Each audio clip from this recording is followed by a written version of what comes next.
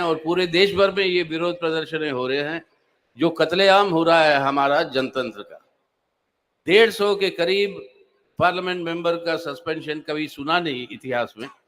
और इस तरीके से सस्पेंड करने का मतलब है कि अगले बार अगर जीत के आएंगे तो पार्लियामेंट भी रहेगी या नहीं रहेगी, उसके ऊपर एक प्रश्न चिन्ह है। तो आज जनतंत्र को बचाना है, हमारे संविधान को बचाना है, तो ये अनिवार्य है कि आज जो सरकार में है, आज ये भाजपा की जो सरकार है, इस भाजपा को सत्ता से और सरकार से दूर रखना अनिवार्य है। तभी अपना भारत को हम बचा पाएंगे और उसी संकल्प लेने हम यहाँ पे आए हैं। हम आज हमारे भारत और संविधान को बचाएंगे। और ये बचाने का काम, हमारे संविधान का पहला शब्द क्या है? हम लोग, यानी देश की संप्रभुता हमारी है, यानी लोगों की।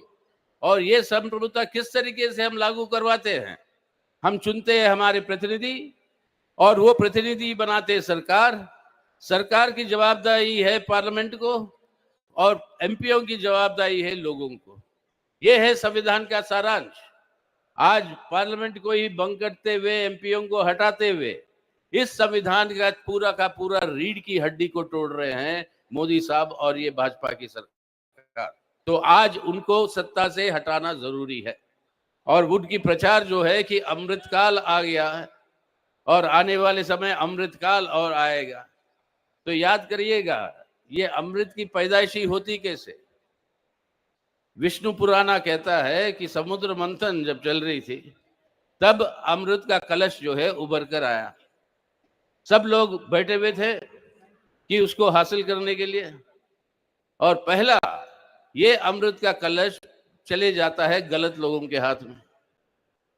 अब गलत लोगों के हाथ से अच्छे लोगों के हाथ में कैसे ले आना, वो एक और कांड है विष्णु पुराना का। वो समय जब आएगा तब बताएंगे। लेकिन आज हम उस मुकाम पर खड़े हैं। अमृत आज गलत हाथों में है। इस गलत हाथों से अमृत को वापस लाना है देश की जनता की भलाई के लिए, अपने देश को बचाने के लिए।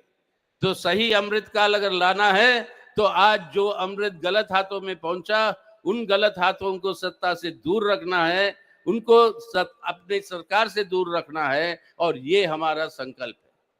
तो आज ये हमारी देशभक्ति का प्रतीक है कि आज हमारे देश की संरक्षण संविधान का और जनतंत्र का अगर ये करना है तो आज हमारी अपील पूरे देश भर में, हम सब पार्टियां यहाँ पे जो 28 पार्टियां हैं, इन सब पार्टियों के घटक पूरे देश भर में इस तरीके के विरोध प्रदर्शन कर रहे हैं और आने वाले चुनावों में मिलकर चुनाव लड़ेंगे और लड़कर आज जो है इस सरकार को सत्ता से हटाकर देश को बचाएंगे, जनतंत्र को बचाएंगे। तो इसलिए मेरे साथ आखिर में ये नारा दीजिएगा आप सभी लोग।